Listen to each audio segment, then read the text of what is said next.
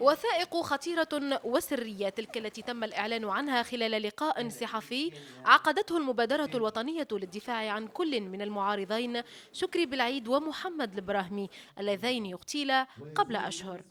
وثائق صادرة عن الإدارة العامة للأمن الوطني بتاريخ 4 من كانون الثاني المنقذي تحذر من تخطيط عبد الحكيم بالحاج أمير الجماعة الليبية المقاتلة للقيام بعمليات إرهابية في تونس، وتبين أيضا ارتباطه الوثيق بقيادات من حركة النهضة.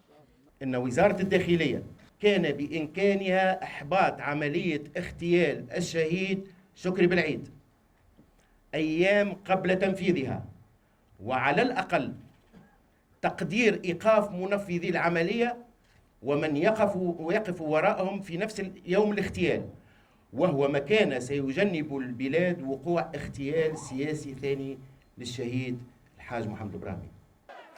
هذه التصريحات أثارت غضب الشارع التونسي لتخرج مسيرات بالمئات من مقر انعقاد المؤتمر الصحفي تقاطعت مع المظاهرات التي نظمتها الحركات الشبابية وعلى رأسها حركة تمرد. مسيرات انطلقت من وسط العاصمة لتصل إلى مقر رئاسة الحكومة بهدف الضغط أكثر عليها ومطالبتها بالتنحي الفوري. تواطؤ وتداخل بين عناصر تابعة لحركة النهضة وبين جهاز تنفيذي ووزارة الداخلية، وكل هذا يدخل حالة من الإحباط وحالة من الريبة لدى عموم التونسيين. كما ترون اليوم مظاهرة خرجت بصفة عفوية بصفة تلقائية من أجل التنديد بكل هذا. نحن نعتقد أن الوضع أصبح حرج على الحكومة أن تستقيل فورا وبدون أي قيد أو شرط. هذه التجاذبات السياسية تعيد الحوار الوطني بين مختلف الأحزاب إلى مربعه الأول، كما يقول متابعون، ما يجعل السلطة الحاكمة اليوم أمام خيارات صعبة في ظل هذا الغضب الشعبي الكبير.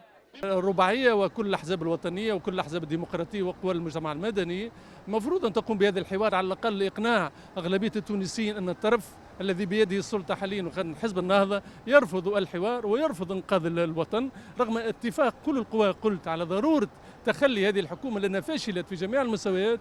ويتواصل التمرد في تونس، فلا كلمة هنا تعلو على كلمة الشباب في يوم احتجاجي أطلقوا عليه تسمية يوم الغضب للمراهنة على إسقاط المجلس الوطني التأسيسي والمؤسسات المنبثقة عنها، حراك يتزامن مع حالة ارتباك كبيرة تعيشها الحكومة وعلى رأسها حركة النهضة في ظل ضغوط واسعة تمارس ضدها.